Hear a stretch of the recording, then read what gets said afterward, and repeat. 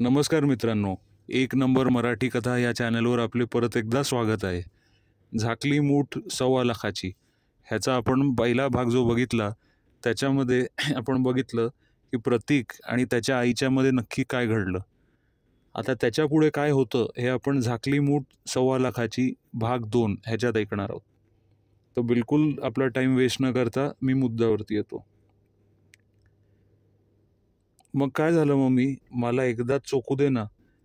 तोंडात घेऊन तशी मम्मी बोलली, बरं ठीक आहे प्रतीक, पण एका अटीवर.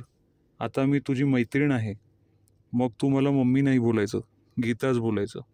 तसं मी म्हटलं, हो चालेल मम्मी. तशी ती बोलली, हे रे काय परत मम्मी. तसं मी म्हटलं, सॉरी ग गीता. तशी मम्मी खूपच खुश झाली आणि मी सुद्धा खुश झालो. तशी ती मला बाजूला करत म्हटली, प्रतीक इथे नको. तसं मी पण उठलो आणि म्हटलं, का ग गीता काय झालं. तशी ती बोलली, अरे इथे अवघडत बसण्यापेक्षा आत बेडरूममध्ये जाऊया. मग मस्त आरामशीर तू दूध पीत बस. मग मी तिच्या मागे बेडरूममध्ये गेलो. तसं मम्मीनी झटक्यात तिच्या अंगावरून गाऊन दूर केला. आता तिच्या अंगावर फक्त टिचभर पॅन्टीज उरली होती.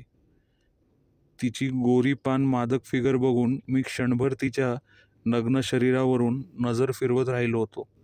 तशी ती बोलली, अरे असं बघत काय बसलाय, चल ये बेडवर. असं बोलत ती बेडवर उताणी झोपली. तसा मी पण बनियन काढून बेडवर चढून तिच्याजवळ झोपलो आणि तिचा एक स्तन हाताने कुरवाळत दुसरा स्तन तोंडात घेऊन मी लहान मुलासारखं चोखायला लागलो.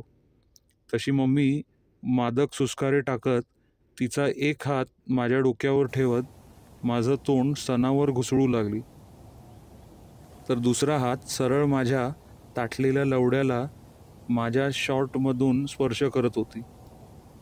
मम्मी खूपच गरम झाली होती आणि मलाही गरम करत होती. मी पण तिचे दोन्ही स्तन आळीपाळीने जोरजोराने चोखत होतो, तर मधूनच ती तिचे निप्पल दातांना चावत होती. तशी ती जोराने मादकरित्या किंचाळू लागली.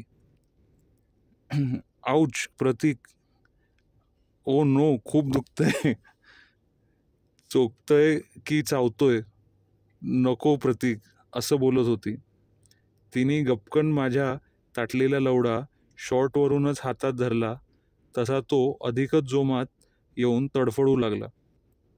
तसं मी तिला म्हटलं, प्लीज गीता, त्याला नको ना धरू, सोड त्याला, मला कसं तरीच होतंय. तसं ती म्हणाली, मग आपण असं काही चुकीचं नको करायला. तशी मम्मी बोलली, हो का रे प्रतीक, मग इतक्या वेळा माझे स्तन चोखत होता, माझे निप्पल चोखून त्यांना चावत मजा घेत होता, ते कुठल्या नात्याने. बरं ते जाऊ दे, हे सर्व तू मुलाच्या नात्याने करत होतास तर मग तुझा बुल्ला कसा काय ताट झाला. बघ अजूनही उड्या मारतोय तो. बोल आता. मम्मीच्या तोंडून बुल्ला हा शब्द ऐकून मी चकित झालो होतो. मम्मीनी माझी बोलतीच बंद केली होती.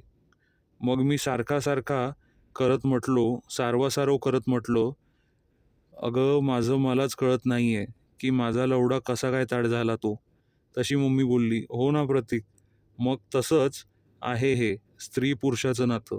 जेव्हा एक तरुण व तरुणी किंवा एक स्त्री पुरुष एकत्र येतात तेव्हा ते फक्त एक नर व मादी असतात व त्यांच्यात शारीरिक आकर्षण हे निर्माण होतेच. त्याचं नातं बहीण भाऊ, भावजय धीर, आई मुलगा, सासरा सून, कोणतंही असो, ते तसंच राहतं. पण दोघं एकांतात येतात तेव्हा ती सर्व नाती विसरून शारीरिक सुख उपभोगायची असतात. मम्मीचं बोलणं ऐकून मी स्तब्ध झालो होतो. तसं ती म्हटली, ते सगळं ठीक आहे गीता, पण पप्पांना कळलं तर काय होईल. तशी ती बोलली, तू सांगणार आहेस का तू तुझ्या पप्पांना. तसं मी म्हटलं, नाही ग गीता, मी का सांगेन. तशी ती बोलली, झालं तर मग आपल्याला इथं तिसरं कोणी आहे का बघायला. तसं मी म्हटलं, बरं गीता, मला तुझं म्हणणं एकदम योग्य आहे. तसं तिने माझ्या ओठावर ओठ ठेवत दीर्घ चुंबन घेतले. तसा मी पण तिला प्रतिसाद देऊ लागलो. दोघंही एकमेकांच्या ओठांचं रसपान करू लागलो. आणि त्याबरोबर मी तिचे स्तन चोळत होतो. आणि मम्मी माझा लवडा शॉर्टवरून कुरवाळत मला म्हटली, "प्रतीक, तुझ्याबरोबरच तुझा बुल्ला पण खूप मोठा झाला असं वाटतंय. लहानपणी एवढंसं हळकुंड होतं आणि आता बघतोय तर बराच लांबलचक आणि भला मोठा झालेला दिसतोय." तसं मी म्हटलं, "हो का गीता? तुझ्या त्या रंगीत लवड्यासारखाच आहे ना?" तशी मम्मी आश्चर्यचकित होऊन माझ्याकडे बघत म्हणाली, "नालायक, तुला कसं कळलं?" तसं मी तिला घडलेले प्रसंग सांगितले. तशी ती बोलली, "नेमकं नको तेच कसं काय तुला हाताला लागतं? चावट कुठला." तसं मी म्हटलं, "गीता, अगं पप्पा असताना तुला याची गरज काय?" तशी ती नाराज होऊन बोलली, "तिथेच तर घोडं पेंड खातंय ना."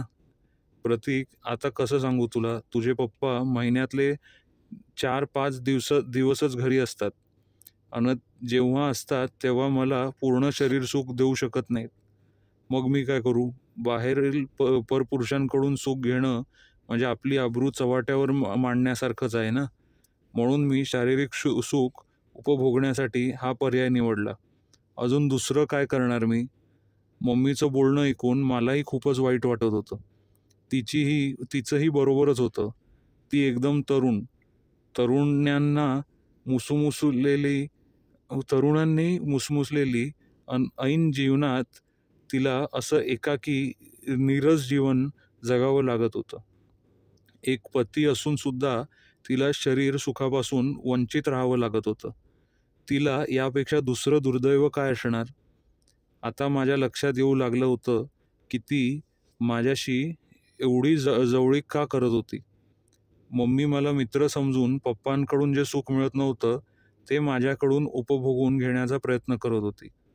मम्मी तिला हवा असलेला पुरुष माझ्यात शोधत होती. तिचंही बरोबरच आहे ना. तिने तरी किती दिवस असं मन मारून जगायचं ऐन जवानीत. मला तिच्याबद्दल सहानुभूती वाटली.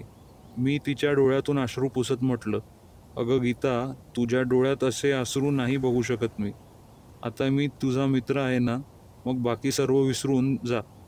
मी तुला हवं ते सुख देईन, मग तर झालं. मला तुला खूप सुखात ठेवायचं आहे.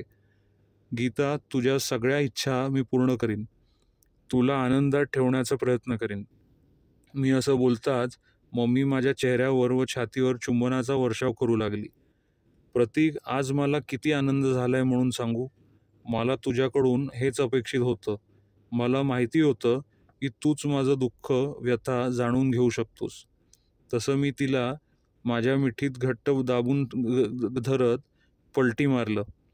पलटी मारत तिला माझ्या अंगाखाली घेऊन तिच्या कमरेवर बसलो आणि खाली वाकत तिच्या ओठांचं चुंबन घेत म्हटलं, "काय गं गीता, त्या रंगीत लवड्यानी मजा येत होती का गं?"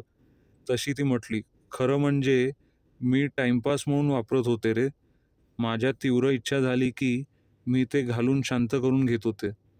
पण खरं सांगू का प्रतीक, पुरुषाचं घालून जी मजा आणि सुख मिळतं ते त्या रबरी बुल्ल्याने नाही मिळत." तसं मी म्हटलं, "हो का गीता, मग माझा कसा वाटला तुला?" आता मी बिनधास्त होतो, मम्मीशी बोलत होतो. तशी मम्मी बोलली, "खरं सांगू तुला, शॉर्टवरून तरी मला तो मोठा वाटतोय, पण मी प्रत्यक्षात पाहिल्यावर सांगेन तुला." असं बोलत ती उठून बसली व मला मागे ढकलून देत माझी शॉर्ट खेचून पायातून काढून टाकली. तसा माझा ताठलेला लवडा मोकळा होऊन उड्या मारू लागला. मम्मी माझ्या दोन्ही पायात बसून त्याला बघून चकित झाली होती.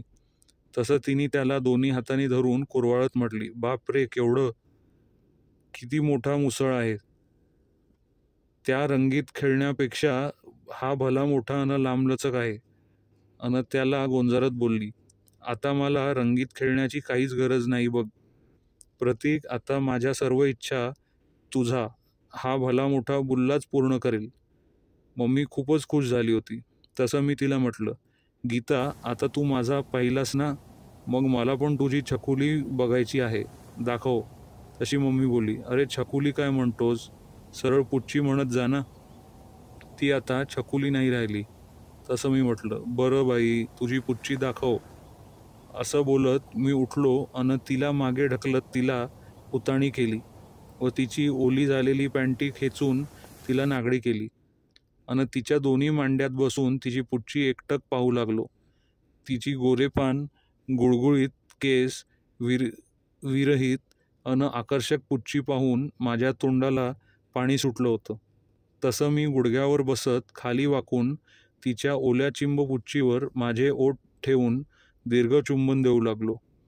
तशी मम्मी पूर्णपणे सिस्कारी भरायला लागली. किती भारी वाटते रे. मग मी तिच्या गुळगुळीत पुच्चीवर हात फिरवू लागलो.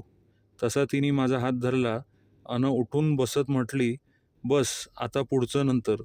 आज या आनंदाच्या दिवशी मी खास तुझ्या आवडीचं जेवण बनवणार आहे. तसं मी नाराज होत म्हटलं, गीता असं काय ग, थांब ना थोडा वेळ. तसं तिने माझ्या ओठाचं चुंबन घेत बोलली, नाराज नको होऊ.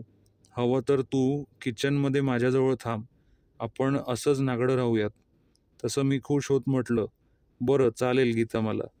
तशी मी तसं ती ती बेडवरून खाली उतरून तिची गाण हलवत किचनमध्ये निघून गेली. तिची लयबद्ध वरखाली हलणारी व डेरेदार गाण अन माझे फट पाहून माझा लवडा परत जोमात हेलकावे घेऊ लागला. तसा मी पण तिच्या मागे किचनमध्ये गेलो तर मम्मी खाली वाकून काहीतरी काढत होती व तिच्या फाकलेल्या गांडीच्या फटीमधील उघड झालेला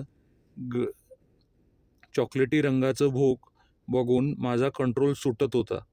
तसा मी माझा लवडा हातात धरून तिच्या निमुळता शेंडा तिच्या भोकावर चिकटवून दाबू लागलो. तशी मम्मी तिची गाण माझ्या लवड्यावर दाबत सिस्कारी भरू लागली.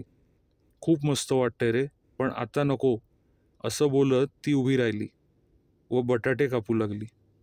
तसं मी मागून हात घालून तिची दोन्ही स्तन हातात घट्ट धरत म्हटलं, गीता आज काय बेत आहे ग.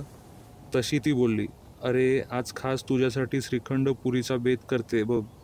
तसं मी तिचे स्तन दाबत म्हटलं, अरे वा गीता, तू किती विचार करतेस ग माझा. तशी मम्मी तिची गाण माझ्या लवड्यावर घुसळत म्हणाली, मग नको घ्यायला का. आता तर तुझी अधिकच काळजी घ्यायला लागणार, कारण तू माझा खास मित्र आहेस ना. ती काम करत बोलत होती आणि मी तिच्याशी मागून रोमॅन्स करत होतो. तिलाही खूप मजा वाटत होती. मधूनच मी तिचे दोन्ही निपल्स बोटांच्या चिमटीत धरून रगडत होते. ती हुंदके भरत होती. असे मादक सुस्कारे टाकत बोलत होती, प्रतीक खूप भारी वाटतंय. आज पहिल्यांदाच असा अनुभव घेत आहे. खूप मजा आणि सुख मिळतंय रे. असं बोलत ती तिच्या गांडीची फट माझ्या लवड्यावर घासत मजा घेत होती व तिचं काम करत होती.